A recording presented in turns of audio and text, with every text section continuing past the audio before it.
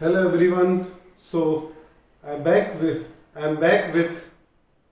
aldehyde and ketones. So we had seen methods for the preparation of aldehydes and ketones. Now we will continue with that aldehyde and ketone topic with physical properties. Physical properties of aldehydes and ketones. So formaldehyde is gaseous in nature. 40% aqueous solution of it, known as formalin, is used as a preservative for biological specimens. तो biological specimens आपने biology lab में देखा होगा कि कुछ container में biological specimens को preserve करते हैं. तो formalin is one of the preservative which can be used to preserve all such biological and anatomical specimens. So this is what formaldehyde is, gaseous in nature. अब acetaldehyde and acetone are colorless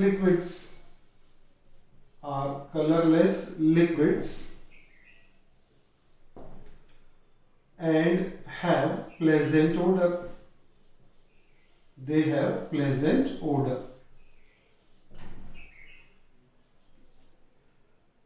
Next comes, after their physical properties, we will consider boiling point. Boiling point of aldehydes and ketones. Boiling point of aldehydes and ketones are less than corresponding alcohols and carboxylic acids. Because reason क्या होगा? Because they does not possess hydrogen bonding. They does not possess hydrogen bonding. तो जिसमें hydrogen bonding रहेगी, alcohol में hydrogen bonding हमने देख लिया, carboxylic acid में भी हाइड्रोजन बॉन्डिंग होती है. सो these molecules are very compactly bonded, alcohols and carboxylic acid, because of additional hydrogen bonding, and therefore they have higher boiling point than aldehydes and ketones. तो हमने क्या लिखा है? Aldehyde and ketones have less boiling point than corresponding alcohols and carboxylic acid, as they does not possess hydrogen bonding. Then what does they have? These aldehydes and ketones have dipole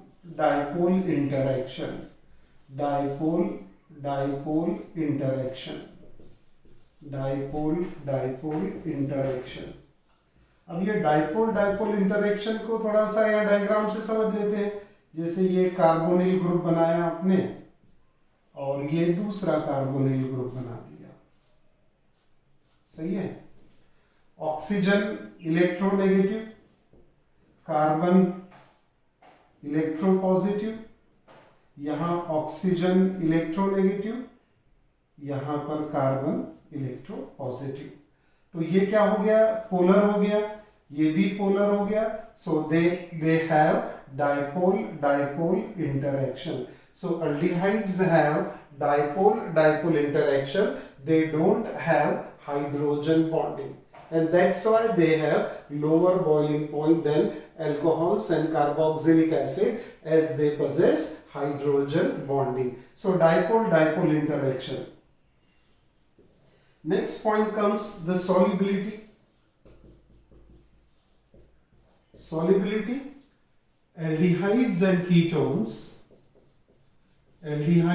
ketones are, ऐसा करें, lower members of aldehydes and ketones are soluble in water, since they can create hydrogen bonding with water,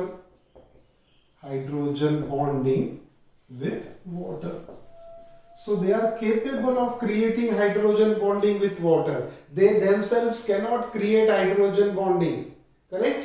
So they are capable of creating hydrogen bonding with water. जैसे ये carbonyl group हो गया है ना, ये delta positive, ये delta negative. अब ये यहाँ पर हाइड्रोजन अगर आ जाता है तो क्या हो जाएगा, hydrogen can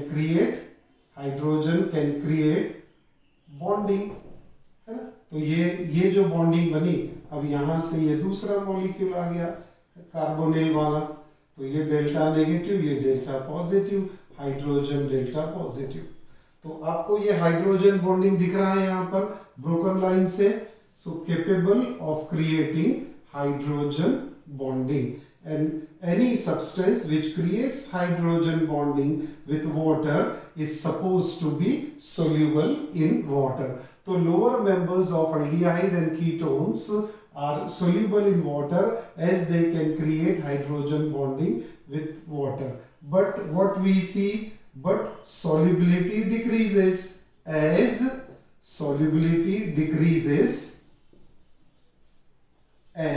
molar mass increases. तो जैसे जैसे मोलर मास बढ़ेगा, इनकी सॉल्युबिलिटी क्या है, वो डिक्रीज होने लग जाएगी, करेक्ट है। तो solubility decreases as molar mass increases, but solubility decreases as molar mass increases. तो मोलर मास इंक्रीज होगा तो सॉल्युबिलिटी डिक्रीज हो जाएगी, दिस वी नो। Therefore, ये लिख सकते हैं हम लोग, therefore higher members are soluble in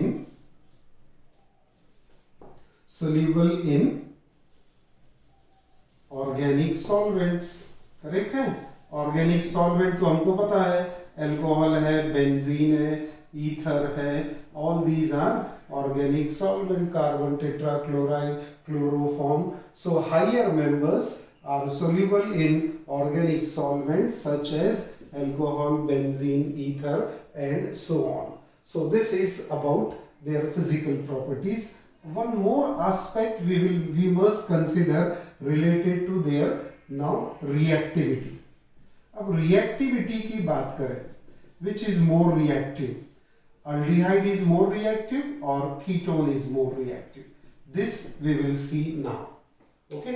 तो उसके लिए क्या लॉजिक लगेगा, हमको थोड़ा जनरल फॉर्मूला कंसीडर करना पड़ेगा अल्डिहाइड एंड कीटोन का। तो अल्डिहाइड का जनरल फॉर्मूला क्या है, RCHO, और कीटोन का जनरल फॉर्मूला क्या है, RCOR'। तो ये जो दोनों जनरल फॉर्मूले हैं, ये जनरल फॉर्मूले से देखते हैं इनकी रिएक्टिविटी कैसे एक्सप्लेन करना है, करेक्ट है। तो रिएक्टिविटी के लिए हम ये जनरल फॉर्मूले शो करते हैं और we will follow this reactivity. अब आपके पास में ये अल्डिहाइड मॉलिक्यूल हो गया, RCH डबल बॉन्ड O, और यहाँ पर ये कीटोन हो गया। पहले तो हम क्या करते हैं कि दोनों का कंपैरिजन करेंगे कि अल्डिहाइड और कीटोन में कौन सा ज्यादा रिएक्टिव है, और फिर उसके बाद और डिटेल रिएक्टिविटी की बात करेंगे। When we talk about reactivity of aldehyde and ketones, so why they are more reactive? Aldehyde and ketones are reactive because they have polar bond। पहले बताए थे हमने, because they have polar bond। तो carbonyl bond जो है, ये carbonyl bond क्या है, पोलर बॉन्ड है, और ये पोलैरिटी के कारण इसकी रिएक्टिविटी आती है। अब कंसीडर करें अल्डिहाइड एंड कीटोन में ज्यादा रिएक्टिव कौन सा है। अब अल्डिहाइड एंड कीटोन की रिएक्टिविटी की जब हम बात करेंगे तो उसके पहले यहाँ पर जरा चार्ज का स्प्लिट देख लेते हैं। अब ऑक्सीजन इज मोर इलेक्ट्रोनेगेटिव, तो इस पे क्या चार्ज आ जाएगा, फ्रैक्शनल नेगेटिव चार्ज, और कार्बन पे क्या आ जाएगा, fractional positive charge.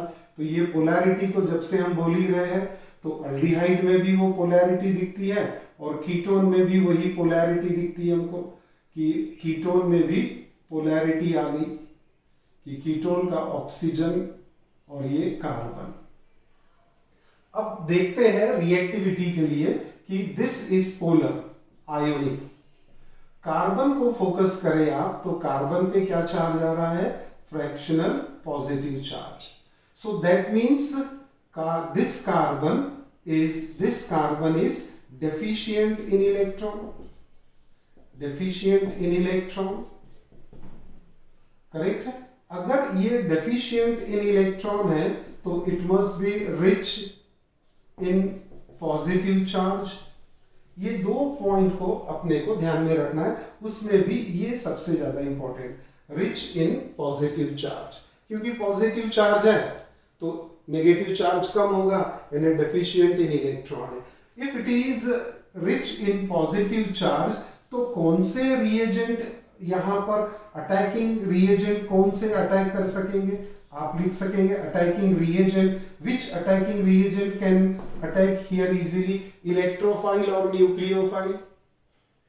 Electrophiles are electron loving, जो इलेक्ट्रॉन चाहिए वो, या फिर न्यूक्लियोफाइल जो पॉजिटिव चार्ज लविंग है। अब कार्बन के पास क्या है, पॉजिटिव चार्ज, तो कौन से अटैकिंग रिएजेंट को अटैक करेंगे यहां पर, nucleophile. Nucleophiles will attack because they want nucleus और पॉजिटिव चार्ज, और पॉजिटिव चार्ज कहां पर है, कार्बन पे है। तो ये पॉजिटिव चार्ज कार्बन का क्या करेगा, दिस विल हेल्प, और this will help in the attack of nucleophile on it. इसीलिए आगे जब हम रिएक्शन पढ़ेंगे तो उसमें देखेंगे कि एल्डिहाइड एंड कीटोन्स में न्यूक्लियोफिलिक अटैक अलग से होता है। क्यों पॉसिबल है, because positive charge on carbon. So coming back to reactivity of aldehyde and ketone, they are reactive because polar nature of carbonyl group. Carbonyl group में carbon पे positive charge है, तो जितना ज्यादा पॉजिटिव चार्ज रहेगा उतना easily nucleophile carbon पे attack करेंगे, करेक्ट है। तो अब अल्डिहाइड और कीटोन दोनों को कंपेयर करो, तो ये बात पक्की हो गई कि reactivity of aldehyde and ketone towards a nucleophile, reactivity of aldehyde and ketones towards nucleophile depends upon the availability of positive charge on carbonyl carbon।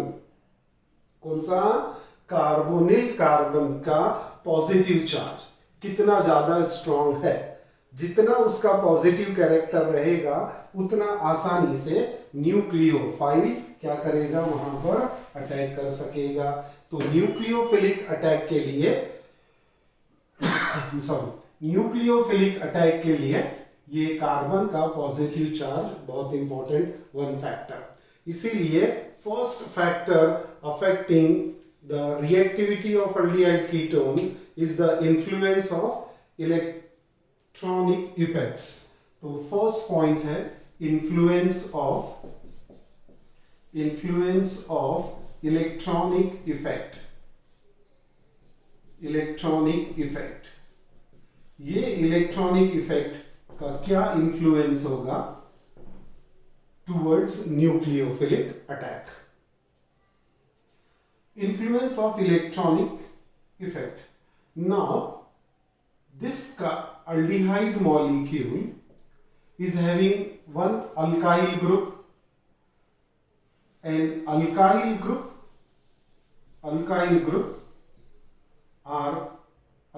groups are electron donating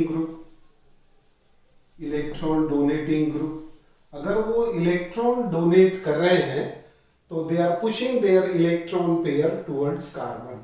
तो जैसे यहां पर मैं ये एरो दिखा दूं ऐसा, तो this alkyl group is pushing और giving its electron pair towards carbon, correct है। तो उससे क्या होगा, कार्बन का पॉजिटिव चार्ज नलिफाई होगा, है ना, क्योंकि ये अपने क्या कर रहा है, इलेक्ट्रॉन कहां भेज रहा है, कार्बन के पास, कार्बन पे क्या है, पॉजिटिव चार्ज। तो अब अगर इसको नेगेटिव इलेक्ट्रॉन का चार्ज मिलने लगा तो ये कार्बन का पॉजिटिव चार्ज क्या हो जाएगा, नलीफाई होने लग जाएगा, कम कम होने लगेगा। तो as aldehyde has one alkyl group, it push its electron pair towards carbon. As a result, this positive charge on carbon decreases and therefore attack of nucleophile is less. Correct? तो ये काय का इन्फ्लुएंस है, electronic effect, electron pair R जो है alkyl group carbon की तरफ push कर रहा है, कार्बन का पॉजिटिव चार्ज कम हो रहा है, इसीलिए न्यूक्लियोफाइल का अटैक थोड़ा स्लो हो जाएगा। अब कीटोन में देखो, अरे कीटोन में तो और भी ज्यादा प्रॉब्लम बढ़ गई, क्योंकि कीटोन में क्या है, हेलो, कीटोन में क्या, दो अल्काइल ग्रुप है, there are two such alkyl group. Aldehyde में तो एक ही था, यहां दोनों अल्काइल ग्रुप अपनी इलेक्ट्रॉन पेयर कार्बन की तरफ पुश करेंगे। कार्बन की तरफ पुश किए तो कार्बन का पॉजिटिव चार्ज दो अल्काइल के इन्फ्लुएंस के कारण इसका पॉजिटिव चार्ज जो है वो कम हो जाएगा, decreasing positive charge more than aldehyde। Correct है? तो ये जो पॉजिटिव चार्ज डिक्रीज होगा तो फिर attack of nucleophile, attack of nucleophile is more less than that of aldehyde। तो ketone is less reactive towards nucleophilic attack. Why? Influence of electronic effect। ये दोनों इलेक्ट्रॉन पेयर क्या इन्फ्लुएंस करते हैं, ketone के पॉजिटिव चार्ज को nullify करते, cancel करने लगते। इससे ये कार्बन क्या होता, decrease in positive charge. Decrease in positive charge यानी reactivity decreases and therefore ketones are less reactive than aldehyde। correct है? So this is the first point, influence of electronic effect। अब दूसरा पॉइंट और यहां पर मिलता है, स्टीयरिक हिंडरेंस। स्टीयरिक हिंडरेंस देखो, स्टीयरिक हिंडरेंस यानी क्या होता, over crowding of molecule, over crowding हो रही है। अब अगर एग्जाम्पल देखें अल्डिहाइड